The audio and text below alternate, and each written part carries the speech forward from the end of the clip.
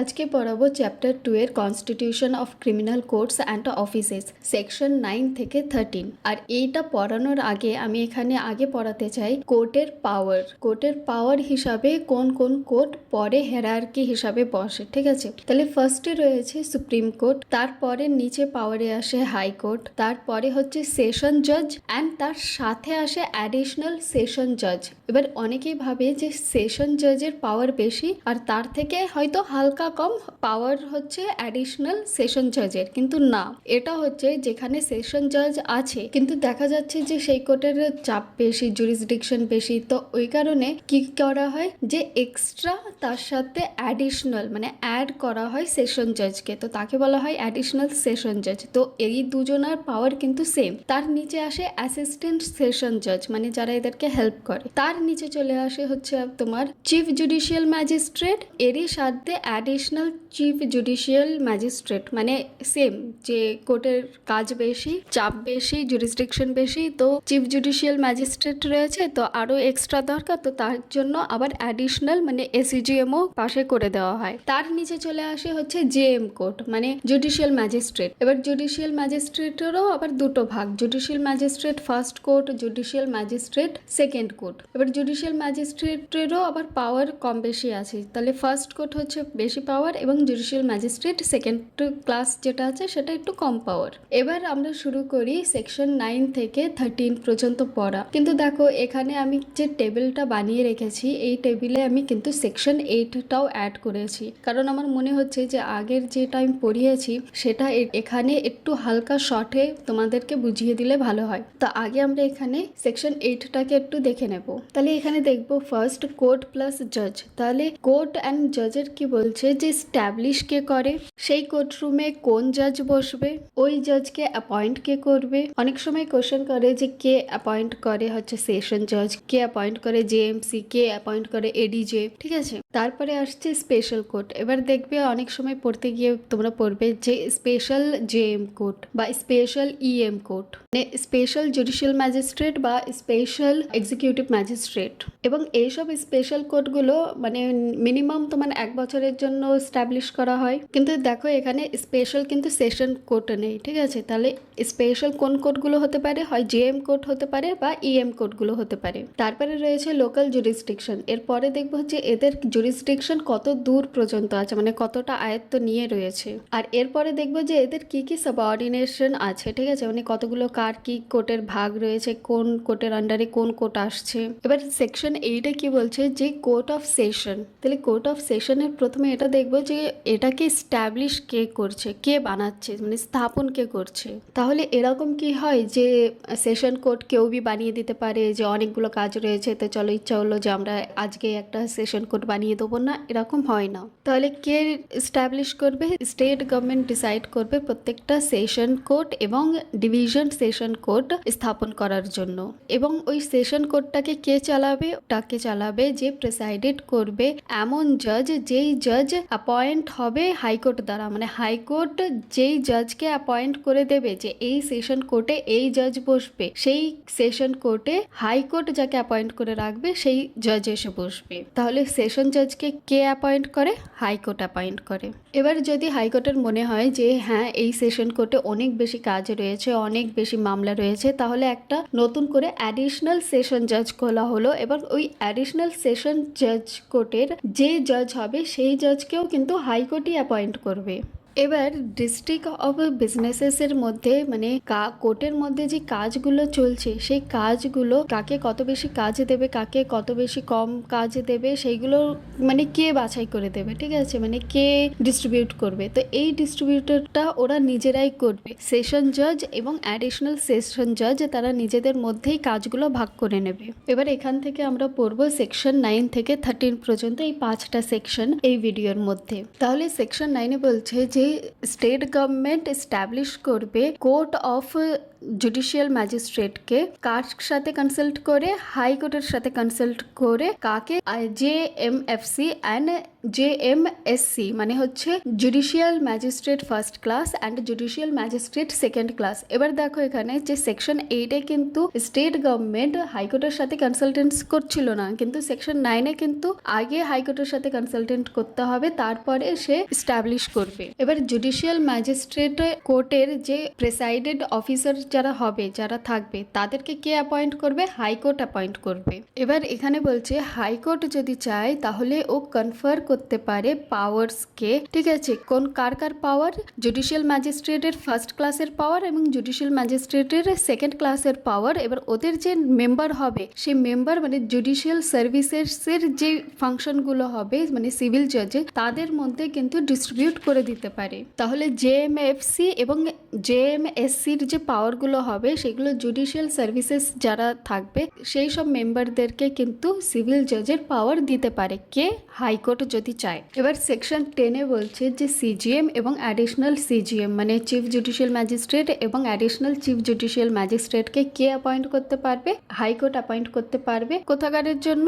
Every ডিস্ট্রিক্টের জন্য, ঠিক আছে? মানে প্রত্যেকটা জেলার জন্য হাইকোর্ট অ্যাপয়েন্ট করতে পারবে। এবার বলছে সেকশন 11-এ স্পেশাল JM মানে স্পেশাল জুডিশিয়াল ম্যাজিস্ট্রেট কে অ্যাপয়েন্ট করে? এখানেও হাইকোর্টই অ্যাপয়েন্ট করবে।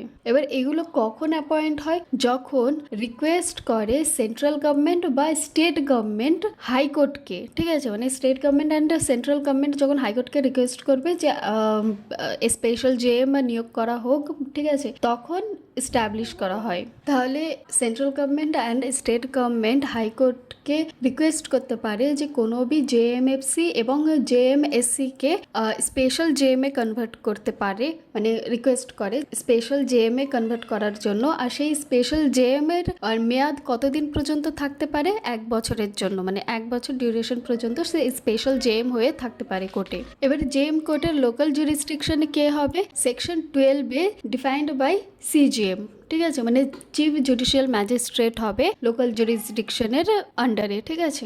আর এর যে ডিস্ট্রিক্ট অফ বিজনেস মানে এর যে ডিস্ট্রিক্টের যে কাজবাজ, ঠিক আছে, এই কাজবাজ কার দ্বারা হবে? CGM এর দ্বারা হবে।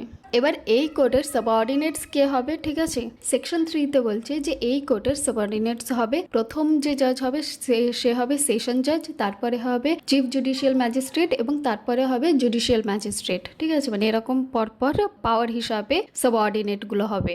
এবার এর পরের আমরা পড়বো যে এক্সিকিউটিভ ম্যাজিস্ট্রেট থেকে সেকশন 14 থেকে 17। এবার এখানে আমরা ডিটেলসে এর ব্যারেক্ট গুলো পড়ে নিই। সেকশন 9-এ বলছে courts of judicial magistrate in every district there shall be established as many courts of judicial magistrate of the first class and of the second class and at such places as the state government may after consultations with the high court by notifications specify। তাহলে কি বলছে? বিচারক ম্যাজিস্ট্রেটে আদালতে স্থাপন ও ক্ষমতা প্রদান। তাহলে প্রত্যেক জেলায় রাজ্য সরকার হাইকোর্টের সঙ্গে পরামর্শ করে বিজ্ঞপ্তির মাধ্যমে মানে নোটিশের মাধ্যমে প্রয়োজন অনুযায়ী প্রথম শ্রেণীর বিচারিক ম্যাজিস্ট্রেট আদালত এবং দ্বিতীয় শ্রেণীর বিচারিক ম্যাজিস্ট্রেট আদালত যত সংখ্যায় ও যে স্থানে প্রয়োজন সেগুলি স্থাপন করবে। Provided that the state government May after consultations with the high court establish for any local area one or more special courts of judicial magistrate of the first class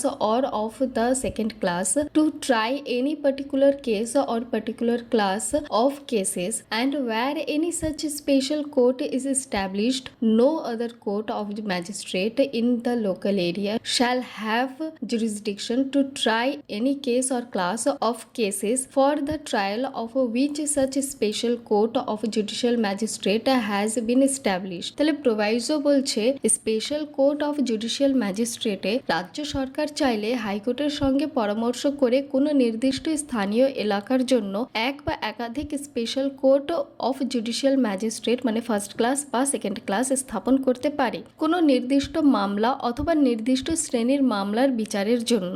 যখন এমন স্পেশাল কোর্ট স্থাপন করা হয় ওই স্থানীয় এলাকার অন্য কোনো ম্যাজিস্ট্রেট আদালতের ওই মামলা বা মামলার শ্রেণীর বিচারের কোনো ক্ষমতা থাকবে না, মানে কোনো অধিকার থাকবে না। দুয়ে বলছে the presiding officer of such court shall be appointed by the high court. তাহলে এই সকল বিচারিক ম্যাজিস্ট্রেট আদালতের প্রিসাইডিং অফিসার্স হাইকোর্ট কর্তৃক নিযুক্ত হবেন। তিনে বলছে the high court May whenever it appears to it to be expedient or necessary confer the powers of a judicial magistrate of the first class or of the second class on any member of the judicial service of the state functioning as a judge in a civil court। তাহলে high court যখনই মনে করবে তা উপযুক্ত এক্সপেডিয়েন্ট বা প্রয়োজনীয় মানে যখন নেসেসারি হবে তখন রাজ্যের জুডিশিয়াল সার্ভিসের কোনো সদস্যকে যিনি কোনো সিভিল কোর্টে বিচারিক হিসাবে কাজ করেছেন তাকে প্রথম শ্রেণী বা দ্বিতীয় শ্রেণীর জুডিশিয়াল ম্যাজিস্ট্রেটের ক্ষমতা প্রদান করতে পারেন। মানে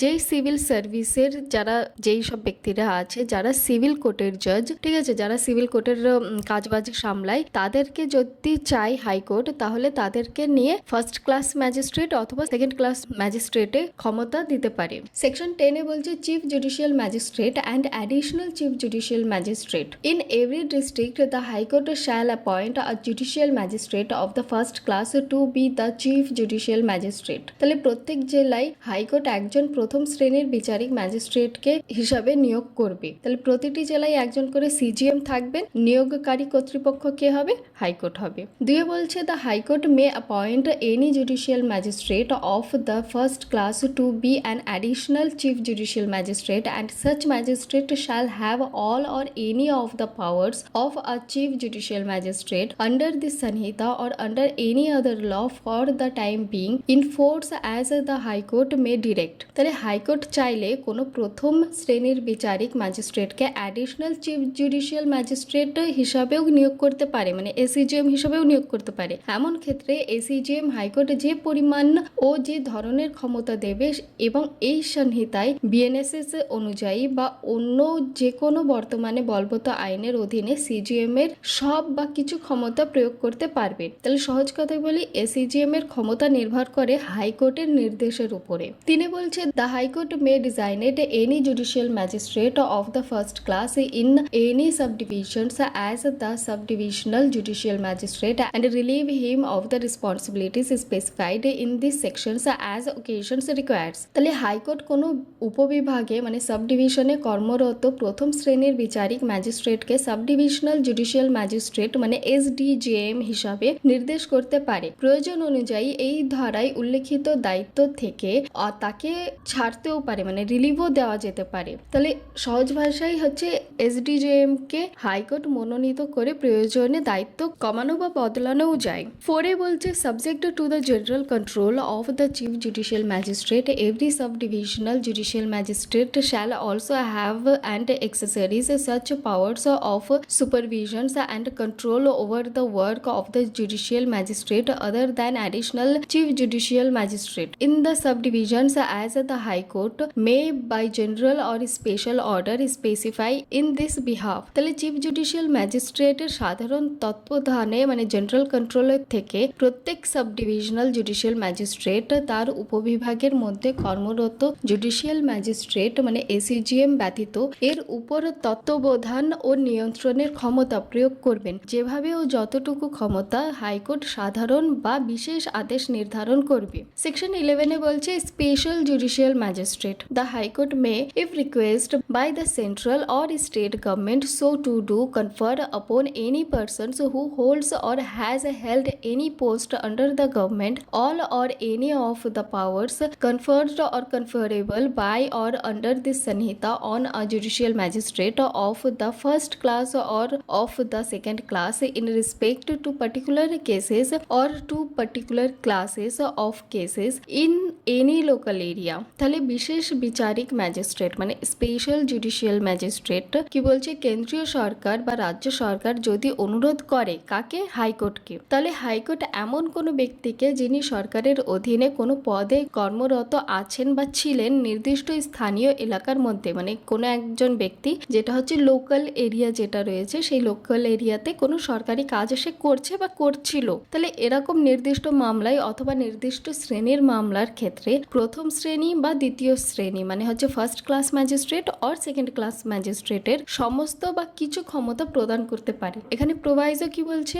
provided that no such power shall be conferred on a person unless he possesses such qualifications or experience in relation to legal affairs as the High Court may by rules specify। মানে প্রোভাইসো বলছে যোগ্যতা সংক্রান্ত শর্ত high court কোনো ব্যক্তিকে এই ক্ষমতা দেবে না যদি না তিনি আইন সংক্রান্ত যোগ্যতা কোয়ালিফিকেশন অথবা আইনগত বিষয়ে অভিজ্ঞতা মানে এক্সপিরিয়েন্স ইন লিগাল অ্যাফেয়ার্স হাইকোর্টের বিধির মানে রুলস অনুযায়ী প্রয়োজনীয় মান পূরণ করেন। দুই বলছে such magistrate shall be called special judicial magistrate and shall be appointed for such term not exceeding 1 year at a time as the High Court may by general or special order direct। তাহলে এইভাবে নিযুক্ত ম্যাজিস্ট্রেটদের বলা হবে special judicial magistrate এবং তাদের নিয়োগ হবে একেবারে সর্বোচ্চ 1 বছরের জন্য, তবে প্রয়োজনে পূর্ণ নিয়োগ করা যেতে পারে। মানে 1 বছর শেষ হয়ে গেছে মানে উনি আর স্পেশাল জুডিশিয়াল ম্যাজিস্ট্রেট না, তবে যদি আবার প্রয়োজন হয় তাহলে আবার করে এস্টাবলিশ করা যেতে পারে। ঠিক আছে, তাহলে যেভাবে হাইকোর্ট সাধারণ বা বিশেষ আদেশ নির্দেশ দেবে। সেকশন 12 বলছে local jurisdictions of judicial magistrate. 1 বলছে subject to the control of the high court the chief judicial magistrate may from time to time define the local limits of the areas within which the magistrate appointed under section 9 or under section 11 may exercise all or any of the powers with which they may respectively invested under this Sanhita। তাহলে হাইকোর্টের নিয়ন্ত্রণাধীনে মানে subject to the control of the high court থেকে chief judicial magistrate মানে CJM সময়ে সময়ে নির্ধারণ করতে পারেন কোনো স্থানীয় এলাকার মধ্যে ধারা 9 মানে জুডিশিয়াল ম্যাজিস্ট্রেট এবং ধারা 11 মানে স্পেশাল জুডিশিয়াল ম্যাজিস্ট্রেটের অধীনে নিযুক্ত ম্যাজিস্ট্রেটরা এই সংহিতার অধীনে প্রদত্ত মানে সমস্ত বা আংশিক ক্ষমতা প্রয়োগ করবেন। প্রোভাইসো কি বলছে provided that the court of special judicial magistrate may hold its sitting at any place within the local area for which it is established. তাহলে প্রোভাইসো বলছে স্পেশাল জুডিশিয়াল ম্যাজিস্ট্রেটের আদালত যে স্থানীয় এলাকার জন্য গঠিত হয়েছে সেই এলাকার যে কোনো স্থানে বসে আদালতের কার্যক্রম পরিচালনা করতে পারে। তাহলে সহজ ভাষায় সিজিএম ঠিক করবেন কোন ম্যাজিস্ট্রেট কোথায় ক্ষমতা প্রয়োগ করবেন। স্পেশাল জুডিশিয়াল ম্যাজিস্ট্রেট পুরো নির্ধারিত এলাকায় বসতে পারবেন। 2 বলছে except as otherwise provided by such definitions the jurisdictions and powers of every such magistrate shall extend throughout the district। যদি উপধারায় 1 অধীনে ভিন্নভাবে কিছু নির্ধারণ না করা হয় তাহলে প্রত্যেক ম্যাজিস্ট্রেটের ক্ষমতা ও এখতিয়ারের মানে জুরিসডিকশন সমগ্র জেলা জুড়ে বিস্তারিত থাকবে। তাহলে সহজ ভাষায় কি বলছে যে আলাদা করে সীমা না বেঁধে দিলে ম্যাজিস্ট্রেট পুরো জেলায় কাজ করতে পারবেন। ঠিক মানে ওকে যদি এরকম বলে না দেওয়া হয় যে তুমি খালি এইটু করে জায়গাতেই কাজ করবে, যদি এইভাবে বলে না দেয় তাহলে ম্যাজিস্ট্রেট পুরো জায়গা জেলা জুড়ে কাজ করবে। তিনি বলছে where the local jurisdictions of a magistrate appointed under section 9 or section 11 extends to an area beyond the district in which he ordinarily holds court, any reference in this Sanhita to the court of sessions or chief judicial magistrate shall in relation to such magistrate throughout the area within his local jurisdictions be construed unless the context otherwise requires as a reference to the court of sessions or chief judicial magistrate as the case may be exercising jurisdictions in relation to the said district। এবার দেখো এখানে যেগুলো আমি purple করে রেখেছি এগুলো সব কিন্তু চেঞ্জ হয়েছে বিএনএসএস এ, আগে কিন্তু আলাদা ছিল। যদি ধারা 9 বা 11 অধীনে নিযুক্ত কোনো ম্যাজিস্ট্রেটের স্থানীয় এখতিয়ার মানে লোকাল জুরিসডিকশন তার স্বাভাবিক আদালতে জেলার বাইরে পর্যন্ত বিস্তৃত হয় তাহলে এই সংহিতার যেখানে যেখানে কোর্ট অফ সেশন বা চিফ জুডিশিয়াল ম্যাজিস্ট্রেটের উল্লেখ আছে সেই উল্লেখ্য ওই ম্যাজিস্ট্রেটের ক্ষেত্রে তার স্বাভাবিক জেলার কোর্ট অফ সেশন বা চিফ জুডিশিয়াল ম্যাজিস্ট্রেটকে বোঝাবে। যদি প্রসঙ্গ ভিন্ন কিছু না দাবি করে মানে আলাদা করে যদি কিছু ইন্টারপ্রেট না করা থাকে তাহলে যতটুকু যা বলার রয়েছে সেটাই অ্যাপ্লাই হবে। সহজ ভাষায় বলি ম্যাজিস্ট্রেট যদি অন্য জেলার এলাকাতেও ক্ষমতা পান তবুও রেফারেন্স হবে তার নিজের জেলার সেশন কোর্ট বা সিজিএম এর দিকে। সেকশন 13 বলছে সাবঅর্ডিনেশনস of judicial magistrate. Every chief judicial magistrate shall be subordinate to the session জাজ and every other judicial magistrate shall subject to the general control of the session জাজ two B subordinate to the chief judicial magistrate. তাহলে প্রত্যেক chief judicial magistrate মানে CGM এর session জাজের অধীনস্থ অধীনস্থ থাকবেন এবং অন্যান্য সব জুডিশিয়াল ম্যাজিস্ট্রেট সেশন জাজের সাধারণ নিয়ন্ত্রণাধীনে থাকবে এবং চিফ জুডিশিয়াল ম্যাজিস্ট্রেটের অধীনস্থতে থাকবেন। সহজ ভাষায় হায়ারার্কি হচ্ছে সেশন জাজ, তারপরে আসবে চিফ জুডিশিয়াল ম্যাজিস্ট্রেট এবং তারপরে আসবে আদার জুডিশিয়াল ম্যাজিস্ট্রেট। এবার 2 বলছে the chief judicial magistrate may from time to time make rules or give special orders consistent with this Sanhita as to the distributions of a business among the judicial magistrate subordinate to him. তাহলে chief judicial magistrate মানে CJM সময়ে সময়ে এই সংহিতার মানে BNSS এর বিধানের সঙ্গে সামঞ্জস্য রেখে মানে মিল তাল রেখে